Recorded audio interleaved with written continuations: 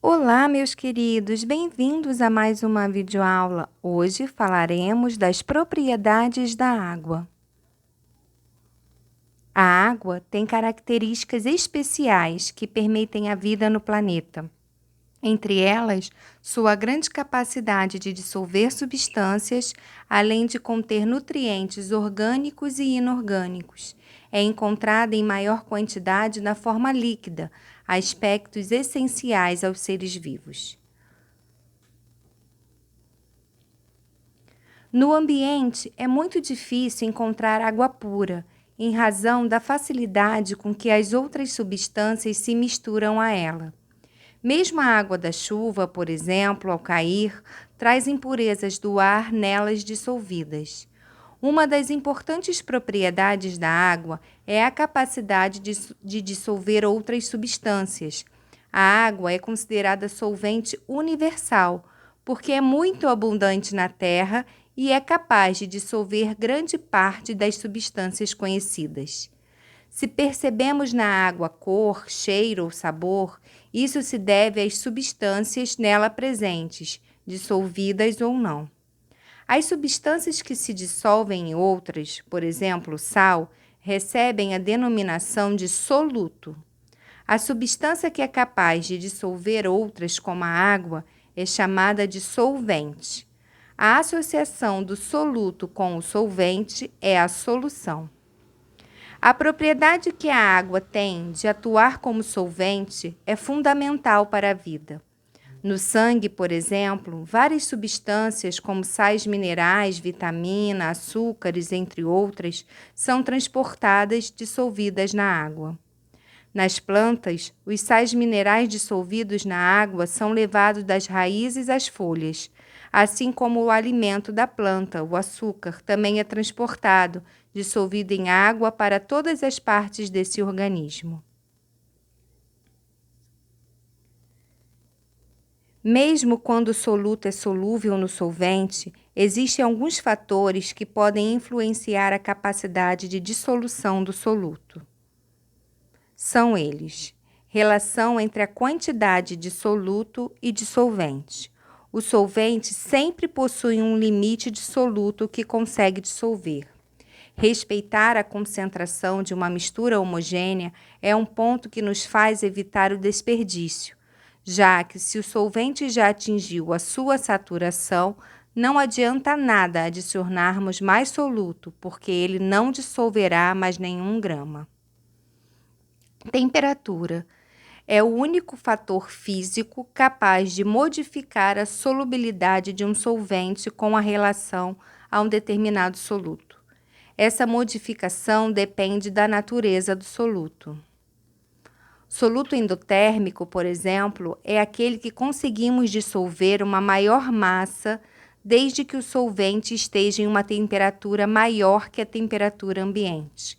Quanto mais quente estiver o solvente, mais soluto será dissolvido. É possível dissolver uma maior quantidade de café em pó quando a água está quente, por exemplo. A água tem a capacidade de absorver e conservar calor. Durante o dia, a água absorve parte do calor do sol e o conserva até a noite.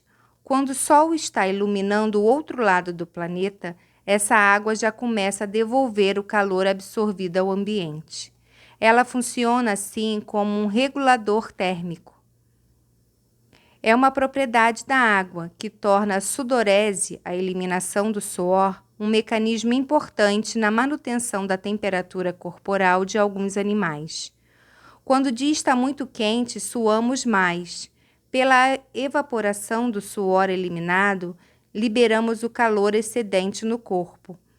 Isso também ocorre quando corremos, dançamos ou praticamos outros exercícios físicos. Você já se perguntou por que alguns objetos afundam na água? Por que um prego afunda e um navio flutua na água? O que faz com que a água sustente alguns objetos de forma que eles consigam flutuar nela? Na água, podemos erguer uma pessoa fazendo pouco esforço. enquanto fora da água não conseguiríamos nem movê-la do chão. Isso acontece porque a água empurra o corpo de uma pessoa para cima. A força que a água exerce nos corpos mergulhados de baixo para cima, como um empurrão, é denominada empuxo. A quantidade de água deslocada pelos corpos é um importante fator para a flutuação ou afundamento dos objetos.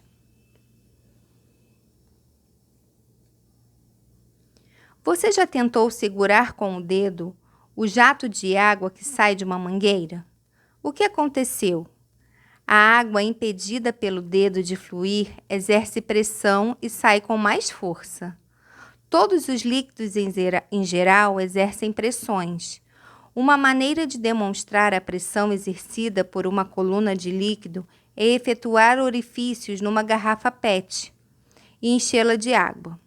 A experiência indica que a pressão exercida por um líquido aumenta com a profundidade, pois a vazão do primeiro furo é menor que a vazão dos outros furos. Pode-se verificar que quanto maior a profundidade ou altura de líquido, o filete de água atinge uma maior distância. Diz-se que a pressão é maior e depende da profundidade do orifício considerado. Quando uma pessoa mergulha, pode sentir dor na parte interna da orelha. Você sabe por que isso acontece? Novamente, a explicação está relacionada à pressão que a água exerce. Quando mergulhamos, à medida que nos deslocamos para o fundo, aumenta a altura da coluna líquida acima de nós. Quanto maior a altura dessa coluna, maior será a pressão exercida pelo líquido sobre nós. Por essa razão, nas profundezas dos oceanos, a pressão da água é grande e o homem não consegue chegar até lá sem equipamentos de proteção contra a pressão. Tensão superficial é um fenômeno que ocorre na superfície de líquidos como a água, formando uma fina película. Quando a água em estado líquido ocupa um recipiente, podemos perceber a separação que há entre o líquido e o ambiente. Isso ocorre porque a interação entre as moléculas de água na superfície é diferente das interações no interior do líquido. Na superfície, uma molécula de água interage com as moléculas das laterais e abaixo dela, no interior. Uma molécula é rodeada por outras moléculas e há interação em todas as direções no meio das ligações de hidrogênio. Trata-se de uma formação de uma fina película sobre o líquido devido à desigualdade de atrações entre as moléculas que a compõem. Esse fenômeno ocorre de maneira mais acentuada nos líquidos que possuem forças intermoleculares intensas, como a água. As interações entre as espécies de um líquido são chamadas de forças de coesão, enquanto que as moléculas no interior de um líquido sofrem atrações por moléculas vizinhas em todas as direções. As moléculas na superfície interagem com as moléculas abaixo e ao lado delas.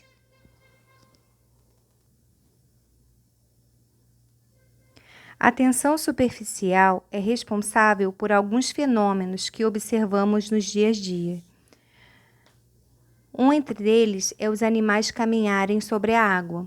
Insetos, aranhas e outros animais conseguem caminhar ou repousar sobre a água porque nas extremidades de suas patas existem pelos revestidos por uma substância gordurosa e por isso não conseguem penetrar entre as moléculas de água que estão unidas na superfície.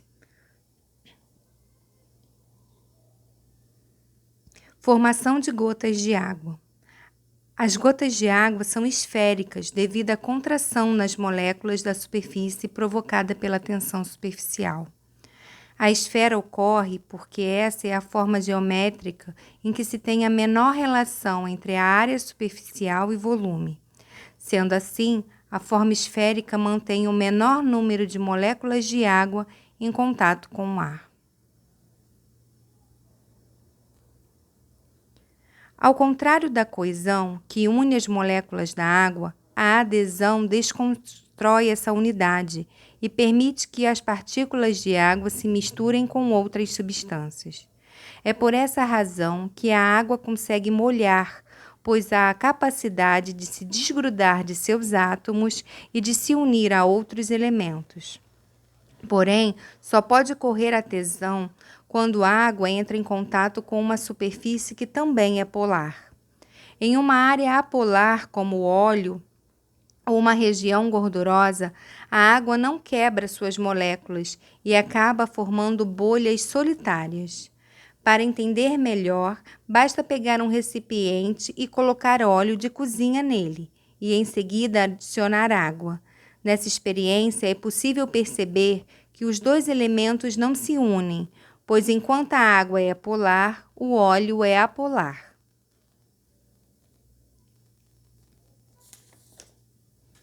Recebe o nome de capilaridade a tendência que algumas substâncias apresentam de subirem ou descerem por paredes de tubos finos, ou se de deslocar por curtos espaços existentes em materiais porosos, como tecidos de algodão ou esponjas. Um líquido, ao entrar em contato com uma superfície sólida, é submetido a duas forças contrárias entre si, a coesão e a adesão. A coesão, como vocês já aprenderam, é o fenômeno capaz de manter as moléculas do líquido unidas.